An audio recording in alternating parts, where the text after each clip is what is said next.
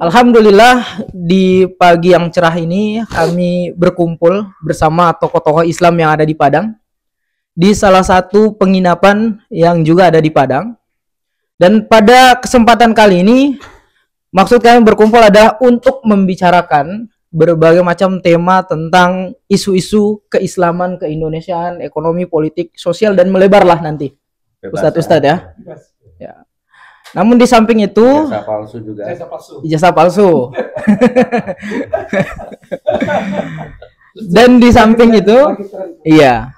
Dan di samping itu, agar obrolan kita meskipun bebas, namun tetap terstruktur. Ya. Nanti mungkin saya akan sedikit memberikan studi-studi kasusnya. Jadi mungkin dari ustadz-ustadz sekalian ingin melebarkan pembahasannya seperti apa, kita punya dasar juga studi kasusnya seperti apa itu. Termasuk barangkali yang pertama untuk kita bahas untuk memanaskan suasana ini Ustadz. Jadi ada salah satu berita yang viral, yaitu kebijakan dari salah satu gubernur yang ada di provinsi Indonesia. Kita sebut saja karena memang beliau katanya viral di kalangan media sosial, yaitu KDM ya, Kang Deddy Mulyadi. Kata orang kalau dulu ada Mulyono, sekarang ada Mulyadi. Penerusnya. Ya, mudah-mudahan kita lihat tidak terjadi ya.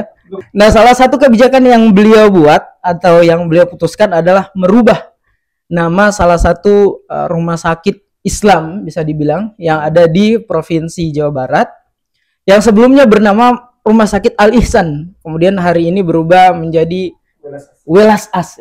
Ya. Itu nanti mungkin dari ustadz-ustadz sekalian termasuk Gus Nur akan memberikan pandangannya. Dan untuk tidak terlalu berpanjang lebar, saya langsung yang pertama kali Ustadz Joni Al-Anas. Masya Allah, ini tokoh Ustadz viral. Ustadz panas. Atau lebih biasa dikenal di Padang Uja. Ya, Uja. Ustadz Joni Al-Anas. Alhamdulillah, pada pagi hari ini yang penuh rahmat, yang penuh berkah, kita kedatangan seorang tamu yang begitu luar biasa yang kita kenal di media sosial, yaitu Gus Nur. Alhamdulillah, semoga Allah selalu senantiasa memberikan kesehatan kepada beliau. Allah sehatkan jasmaninya, Allah sehatkan rohaninya, sehingga terhindar dari fitnah-fitnah dunia. Amin, ya Allah. Lalu kata Adinda, ingin Ustadz bagaimana, apa tanggapan Ustadz tentang KDM, Kang Deddy Mulyadi. Awalnya, saya jujur saja, awalnya pertama kali saya simpatik dengan beliau. Simpatiknya bukan dalam bidang agama, tapi di media sosial sering membantu fakir miskin, itu saya simpatik. Tapi pernah ketika itu, isu-isu yang tersebar luas di media sosial, saya tidak terlalu mengikuti. Tapi ketika kemarin dia mengeluarkan tentang laki-laki itu diberikan vasektomi, apa namanya itu? Ya, vasektomi. Vasektomi itu kalau kita pelajari dalam Islam sesuai dengan syariat, itu tidak akan lagi mendapatkan keturunan. Nah, karena apa? Karena saluran kandung kemih itu dipotong, Gus. Otomatis apa? Himbauan dari Majelis Ulama Indonesia yang melakukan vasektomi ini hukumnya haram. Maka lebih baik kita tidak mendapatkan bantuan bansos. Kenapa? Kalau nak mau melakukan vasektomi, maka tak diberikan bantuan bansos. Lebih baik nak dapat bantuan bansos daripada kita melakukan yang haram. Dari situ, saya sudah mulai itu menyampaikan dari masjid ke masjid. Dari masjid ke masjid di Sumatera Barat, saya ceramah di Solo, ceramah di Bukit Tinggi. Kemarin terakhir saya ceramah di Jakarta, saya sampaikan tuh. Ternyata umumnya setiap masjid-masjid yang saya sampaikan tentang vasektomi ini, seluruhnya rata-rata orang tak mendukung tentang kebijakan yang dibuat oleh Kang Deddy Mulyadi. Apalagi sekarang, mohon maaf cakap, mungkin sekarang saya berada dengan Gus Nur, banyak buzzer-buzzer yang apa namanya, yang menghina nanti. Ya silakan saja apa. Apalagi nama Masjid Al Ihsan dirubah dengan nama Masjid Welas Asih, yang kata Gus Nur itu apa tadi? Artinya itu kalau dalam bahasa marketingnya non muslim memang belas kasih. Kasih Tuhan. gitu-gitulah Ya. ya itulah. Pertanyaannya cuma satu saja. Kenapa nama masjid saja yang dirubah? Di sana nggak ada gereja. Ya kan? Kenapa enggak nama-nama gereja juga dirubah? Itu kalau misalnya adil. Maka cuma satu doang saya bilang sama KMD.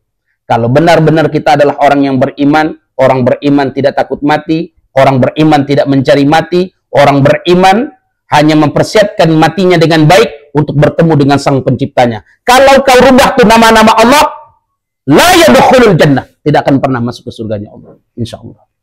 Jadi sekarang saya saya izin Ustaz, saya tidak takabur, saya tidak sombong, tidak boleh takabur, tidak boleh sombong. Naudzubillah min dzalik, mohon izin. Entah kenapa, entah kenapa. Jadi gini nak, kalau habis simpulkan ya,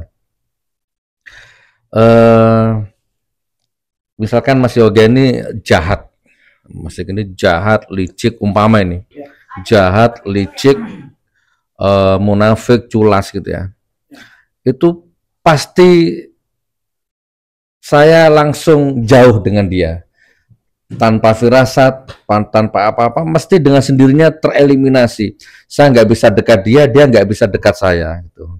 Kayak seolah-olah ada algoritma alam sedang bekerja gitu loh ya. Dan pasti saya nggak percaya sama dia. Otomatis itu ketika dulu rezim laknatullah 10 tahun yang lalu itu masih bayi, ketika semua orang menyanjung-nyanjung dengan kesederhanaannya, katanya bajunya 100.000, sepatunya 100.000, itu saya sudah antipati sama dia, nas gitu kan. Nah, termasuk orang ini, KDM ini, saya kritik dia karena dia pejabat, wajib kita kritik. Gitu. Kalau pribadinya, dia pernah videonya viral, dia pakai BH, dia peluk-pelukan sama wanita, mungkin itu istri orang. Ya, kalau dia pribadi, kalau dia petani, pedagang, nggak masalah, terserah. Karena dia pejabat, saya kritik, wajib. Nah, dari ini Mustafa Kemal Atatürk jilid 3 ini. Ya, Mustafa Kemal Atatürk yang pertama di Turki kan, azan Arab, bahasa Arab dirubah bahasa Turki, jilbab dibuka, KTP agama dihilangkan, semua syariat dihilangkan sama Mustafa Kemal Atatürk itu. Sistem khilafah, hukum-hukum Islam di Al-Quran bilang haram, Mustafa halal. Nah, dan kita tahu matinya mengenaskan. Lalu lahir Mustafa Kemal Atatürk jilid 2. Mulyono atau Mulyadi, saya nggak paham itu ya, atau Mukidi, kan namanya banyak itu, ada bilang Mukidi, Mulyono, jadi nggak.